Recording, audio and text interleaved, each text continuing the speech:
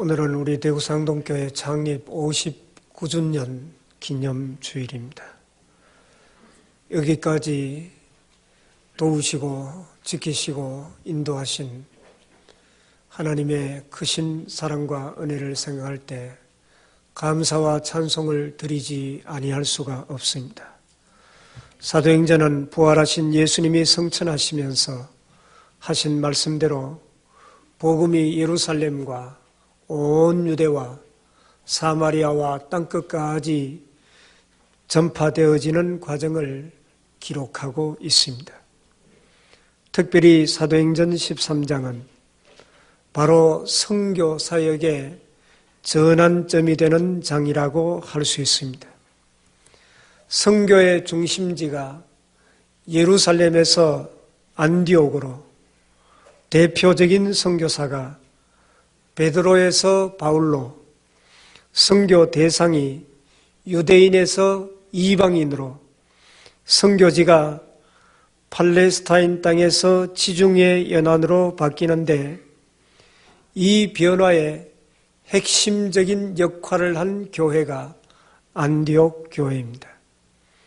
성경의 안디옥은 비시디아 안디옥과 수리아 안디옥 두 곳이 기록되어 있는데 오늘 본문의 안디옥은 수리아 안디옥으로 예루살렘 북쪽으로 약 한 500km 떨어져 있으며 시리아 국경 가까이 있는 터키 지금의 하타이라고 하는 도시입니다.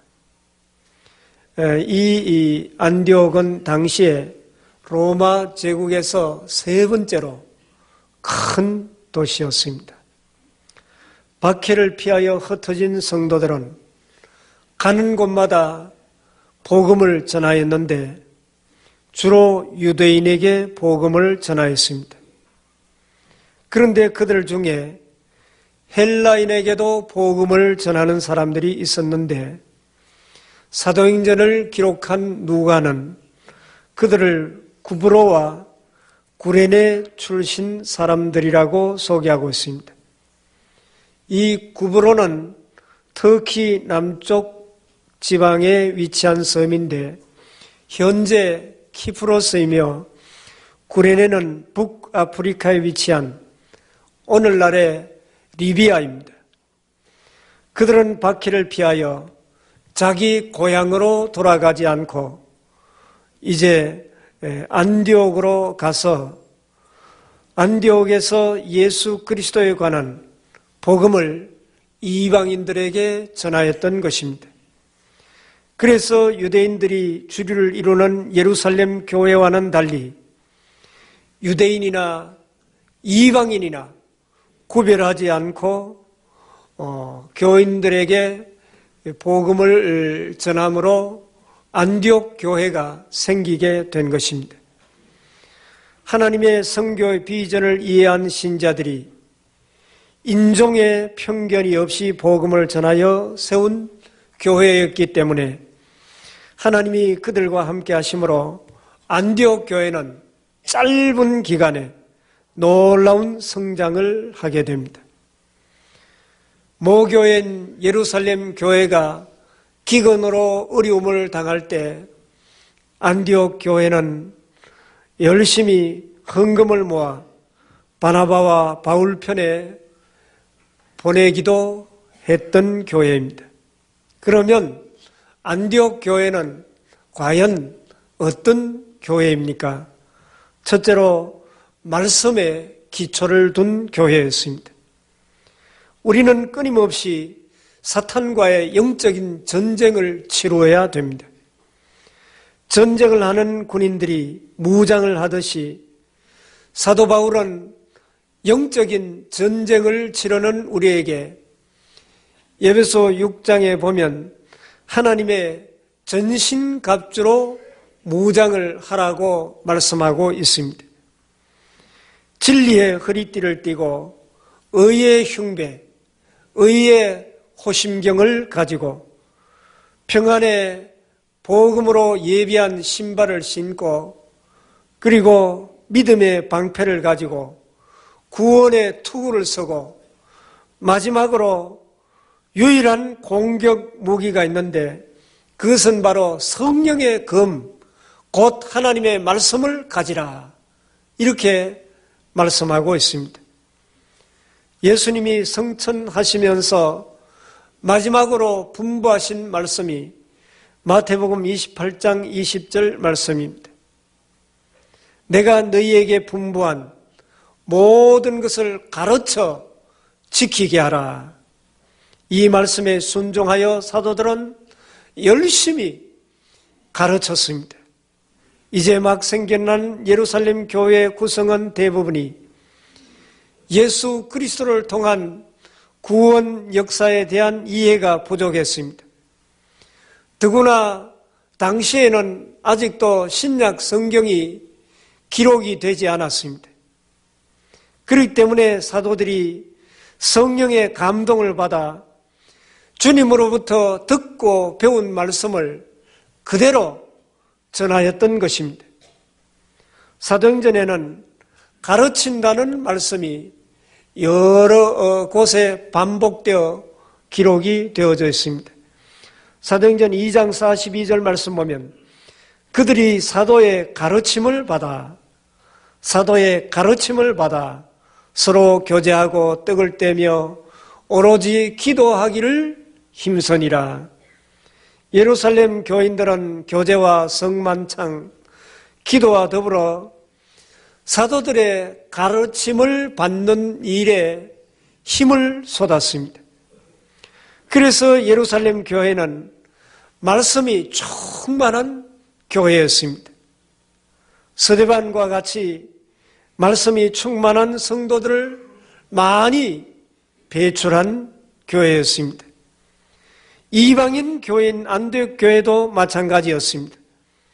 사도행전 11장 26절 말씀 보면 둘이 교회에 1년간 모여있어 큰 무리를 가르쳤고 하는 표현이 나옵니다. 여기에 둘은 바로 바나바와 사울을 가리킵니다. 바나바와 사울이 1년 동안 가르쳤을 때 풍성한 아름다운 열매가 안디옥 교회에 맺어지게 됩니다. 그래서 안디옥 교회는 하나님의 말씀에 기초를 둔 교회였습니다. 교회는 하나님의 말씀으로 틀을 닦고 기둥을 세워야 됩니다. 그래야 교회가 제대로 하나님의 일을 잘 감당할 수 있는 것입니다. 안디옥 교회는 열심히 가르침을 받는데 힘쓰는 교회였습니다. 그래서 말씀 위에 든든히 선 교회가 된 것입니다. 우리 교회도 가르침을 받는데 힘쓰는 교회가 되어야 될 것입니다. 수요 예배 후에 성경 공부반이 네 곳에서 공부를 합니다. 여러분 시간 나는 대로 어디든지 가서 부지런히 말씀을 배우는 것이 중요합니다. 그래서 우리의 믿음이 말씀 위에 기초한 교회가 될 때 우리는 든든히 서가는 교회가 될 수 있습니다. 둘째로 안디옥 교회는 사랑으로 하나가 된 교회였습니다. 그리스도의 몸은 하나가 되어야 됩니다. 어느 시대든지 성도들이 사랑으로 결속되어야 분열이 없는 하나님의 역사를 이루는 교회가 될 수 있습니다. 오늘 본문 1절 말씀 보면 안디옥 교회를 이루고 있는 교회 지도자들을 쭉 소개하고 있는데 대표적인 5명의 사람을 소개하고 있습니다. 첫째는 바나바입니다. 바나바는 안디옥 교회의 가장 주도적인 인물입니다. 사마리아의 복음이 전파되었다는 소식을 들었을 때 예루살렘 교회가 베드로와 요한을 사마리아에 파송했습니다. 안디옥의 복음이 전해졌다는 소식을 듣고 헬라파 유대인이며 사람들에게 당시에 가장 존경받았던 바나바를 안디옥 교회에 파송했습니다. 사도행전 4장 36절 말씀 보면 바나바는 구브로 출신 유대인으로 이 레위인으로 본명은 요셉이라 이렇게 말씀하고 있습니다. 그는 자기의 밭을 다 팔아 예루살렘 교회에 바친 사람입니다. 그리고 이 바나바는 위로의 아들이라 하는 그런 이름의 뜻을 가지고 있습니다. 이름처럼 다른 사람을 격려하고 그들이 가진 달란트를 잘 찾아 개발시켜주는 특별한 은사를 가지고 있었습니다. 바나바가 사울을 예루살렘 교회에 소개를 했고 안디옥 교회에 불러 함께 사역을 하기도 했습니다. 누가복음 11장 24절 말씀 보면 바나바는 착하고 성령과 믿음이 충만한 사람이라 이렇게 말씀하고 있습니다. 바나바가 믿음의 본을 보이자 많은 사람들이 그리스도의 성품을 닮은 그를 보면서 큰 감동을 받게 되었고 바나바는 열린 마음을 가지고 누구와도 협력하며 일할 수 있는 그런 훌륭한 지도자였습니다. 바나바 때문에 이미 믿는 사람들은 신앙이 더욱더 견고하게 되었고 또 새로운 신자들이 많이 일어나게 된 것입니다. 그리고 두 번째 인물이 니그레라고 하는 시몬이 등장하고 있습니다. 이 시몬은 껌따라고 하는 의미의 니게르라는 별명을 가지고 있었습니다. 시몬이 예수님의 십자가를 대신 지고 골고다 언덕까지 올라갔던 알렉산더와 루포의 아버지 구레네 사람 시몬이라는 견해도 있습니다. 요즘도 피부색과 인종 차이를 극복하기가 쉽지 않습니다. 그런데 이미 2000년 전에 안디옥 교회 성도들은 흑인을 그 교회 지도자로 세웠던 것입니다. 안디옥 교회는 인종의 차별을 넘어 일치와 연합을 보여주고 있습니다. 시몬은 말씀의 은사와 능력이 있었기에 교우들이 그의 가르침에 순종하고 따랐던 것입니다. 세 번째 인물은 구레네 사람 루기오입니다. 이 루기오는 로마식 이름입니다.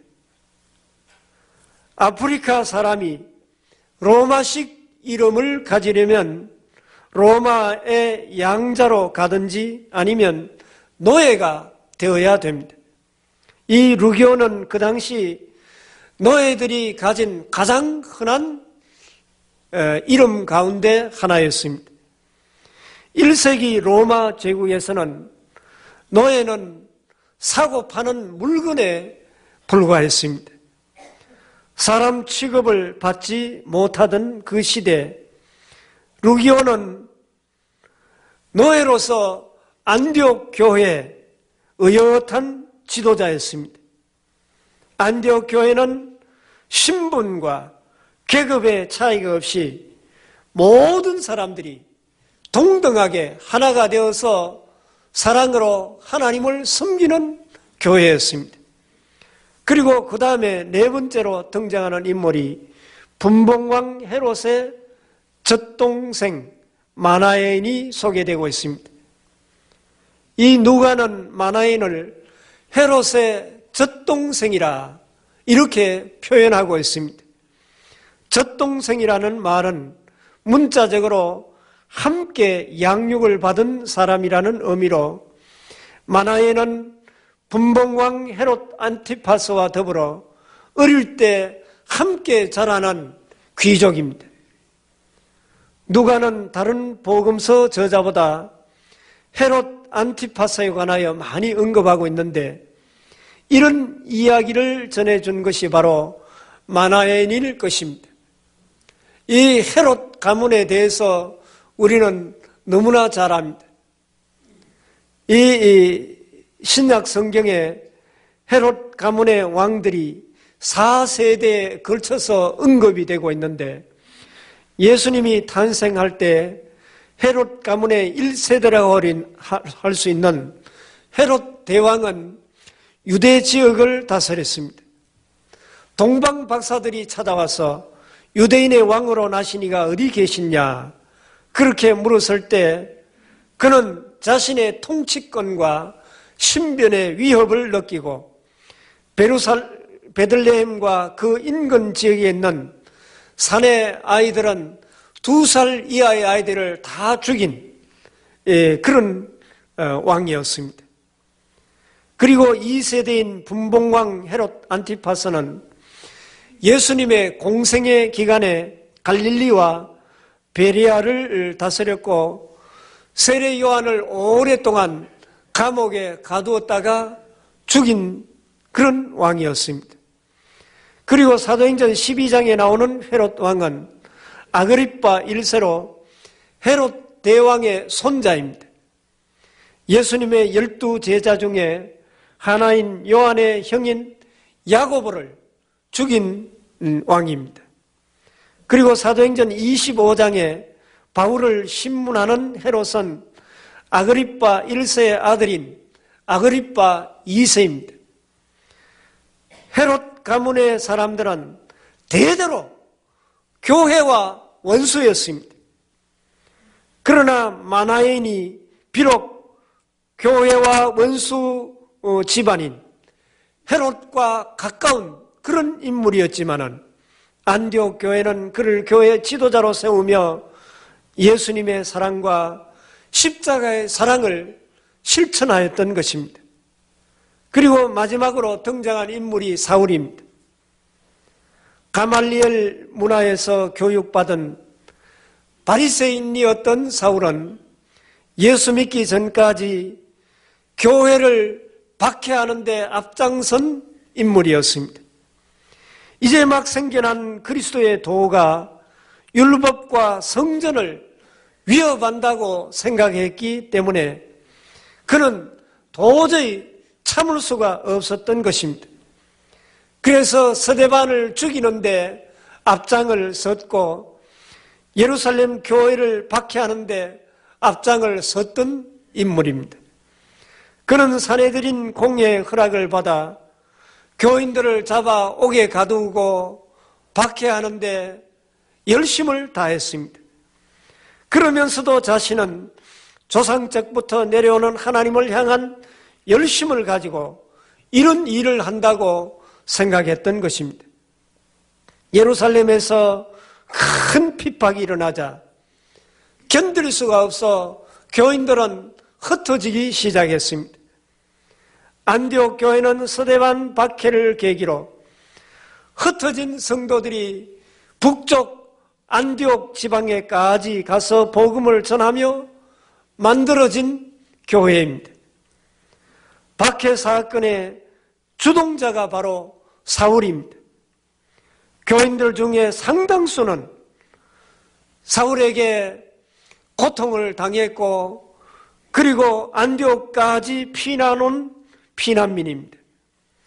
사울은 그들에게 큰 그런 고통과 어려움을 가한 그런 가해자입니다. 그런데 안디옥 교회 성도들은 이런 사울을 선생님으로 모시고 그리고 그의 가르침에 순종하고 따랐던 것입니다.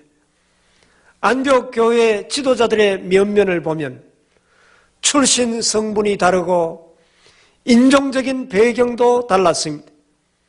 그들 가운데는 평민 출신도 있었고 귀족도 있었고 또 흑인인 시몬도 있었고 노예인 루기오도 있었습니다. 그리고 헤롯의 적동생 마나엔과 그들에게 직접 고통을 준 장본인인 사울도 있었습니다. 그러나 예수 그리스도 안에서 이 안디옥 교회는 하나가 되었습니다. 그래서 교인들을 가르치고 돌보며 교회가 성장되어 갔습니다. 안디옥 교회 지도자만 보아도 그 교회는 이방인 선교를 위하여 하나님께서 특별히 준비하신 교회였음을 알 수가 있습니다. 안디옥 교회는 여러 부류의 사람들이 모여 있었지만은 그들은 서로 이해하고 용서하고 허물을 덮어주고 함께 가며 연합과 일치를 이룬 공동체였습니다. 서로 비난하고 비판하고 판단하고 정죄한다면 그 공동체는 깨어질 수밖에 없을 것입니다. 특별히 우리 교회도 이 안디옥 교회를 본받아 사랑으로 하나가 되는 교회가 되어야 할 것입니다. 서로 비난하고 비판하고 판단하고 정죄하면 그 교회가 어떻게 든든히 서갈 수가 있겠습니까? 있지도 않은 일을 부풀려서 있는 것처럼 그렇게 헛소문을 내고 다녀서는 안 됩니다. 또 잘못했다고 사과하고 그리고 용서하는 일에 인색하지 말아야 할 것입니다. 사랑으로 하나가 되는 것보다 더 중요한 일은 없습니다. 온 교회가 그리스도 안에서 보여준 십자가 정신을 실천해야 아름다운 역사를 이룰 수 있는 그런 교회가 될 것입니다. 세 번째로 안디옥 교회는 선교에 열정이 있는 교회였습니다. 사도행전 1장 8절에 오직 성령이 너희에게 임하시면 너희가 권능을 받고 예루살렘과 온 유대와 사마리아 땅끝까지 이르러 내 증인이 되리라 하시니라. 예수님께서 성천하시면서 제자들에게 마지막으로 분부한 말씀이기에 모든 성도들은 성령의 권능을 받아 그리스도의 증인의 사명을 잘 감당했던 것입니다. 복음을 효과적으로 전도하려면 전도 전략을 세우고 인적, 물적 자원도 충분히 준비해야 되지만은 그러나 그 모든 것보다 더 중요한 것은 성령의 충만입니다. 사도행전은 성령의 역사를 통해서 복음이 예루살렘에서부터 온 유대와 그리고 사마리아, 소아시아, 그리스를 거쳐 로마에 이르는 과정을 기술하고 있기에 성령 행전이라 그렇게 부르기도 합니다. 성령님에 의하여 예수님의 공생의 사역이 시작된 것처럼 이방인 선교의 시작도 성령님의 인도하심으로 시작됩니다. 이방인 선교는 안디옥 교회가 계획한 것이 아니라 성령님이 지시하심으로 시작이 됩니다. 안디옥 교회가 한 마음으로 주님을 섬기니 교회가 든든히 서가게 되었습니다. 여기에서 섬긴다는 단어는 NIV의 영어 성경에 보니까 worship, 예배로 번역하고 있습니다. 따라서 주님을 섬기고 금식했다는 것은 교회가 주님만 바라보고 예배하며 하나님의 뜻을 잘 따르도록 금식하며 열심히 기도했다는 것입니다. 그때 성령 하나님께서 안디옥 교회에서 기둥 같은 사역자들인 바나바와 사울을 따로 세우라고 명령을 하신 것입니다.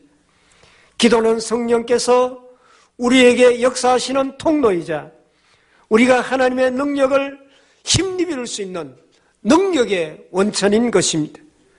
기도한 가운데 주님이 택하신 바나바와 사울이 이방인들의 구원을 위하여 예비하신 하나님의 사람인 줄 믿고 그들에게 안수하고 그들을 선교사로 파송하게 됩니다.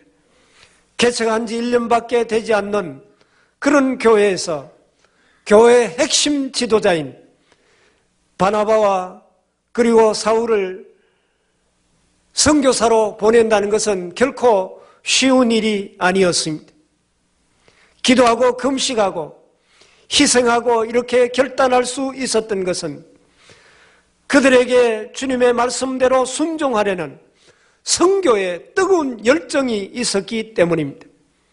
그래서 바울과 바나바는 소아시아 지방으로 역사적인 1차 선교 여행을 떠나게 됩니다.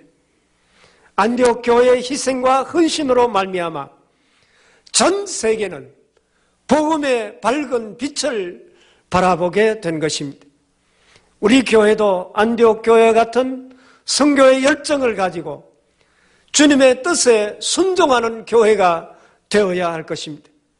교회의 사명은 모든 민족에게 복음을 전하는 복의 통로가 되는 것입니다.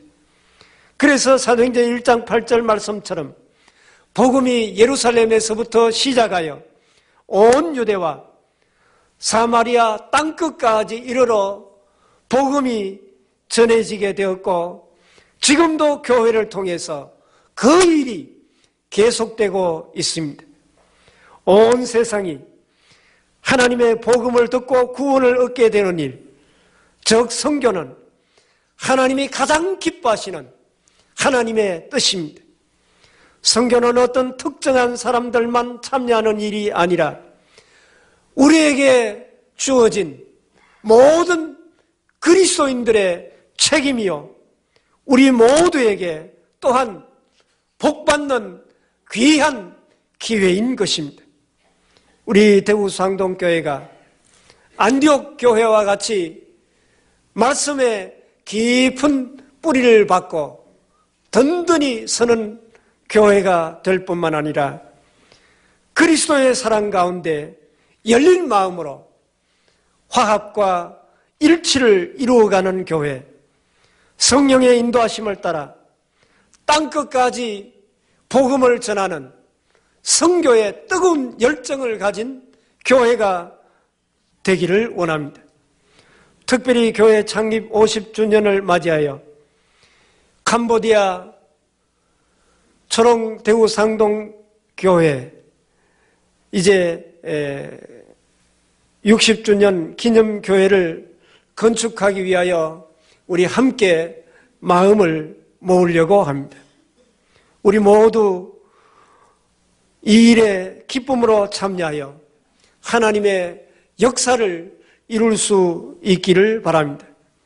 우리의 작은 정성과 우리의 작은 섬김이 하나님의 기쁨이 되며 믿는 자의 수가 날마다 더하여지며 온 세상에 거룩한 영향력을 끼치는 우리 대구 상동교회가 될 수 있기를 바랍니다.